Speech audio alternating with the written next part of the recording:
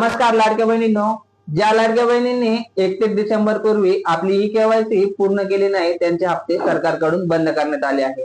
त्यांना कुठलीही मुदतवाढही देण्यात आलेली नाही. तर त्यांनी आता काय करायचं? हप्ते चालू करायचे पण काय करावं?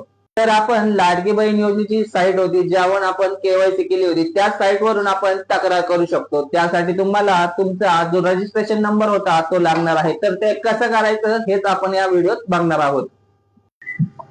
यासाठी सर्वप्रथम तुम्हाला लाडकी बहीण योजनेच्या साईट वरती यायचंय. इथे आल्यानंतर तुम्हाला तक्रार यावरती क्लिक करायचं आहे. तक्रारवरती क्लिक केल्यानंतर तुम्हाला पुढील पर्याय दिसतील. इथे तुम्हाला तक्रारचा प्रकार आणि तक्रार श्रेणी निवडायची आहे.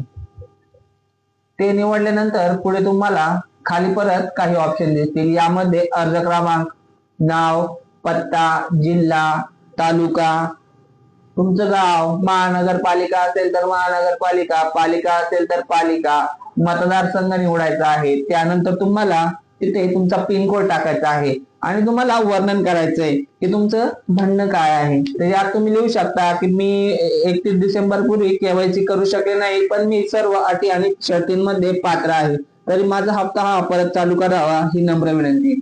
यानंतर तुम्हाला खाली 5 डॉक्युमेंट जोडायचे आहे. यामध्ये आधार कार्ड, मिस्टरांचे आधार कार्ड, राशन कार्ड हे जोडू शकता. हे सर्व टाकल्यानंतर खाली सबमिट वरती क्लिक करायचं आहे.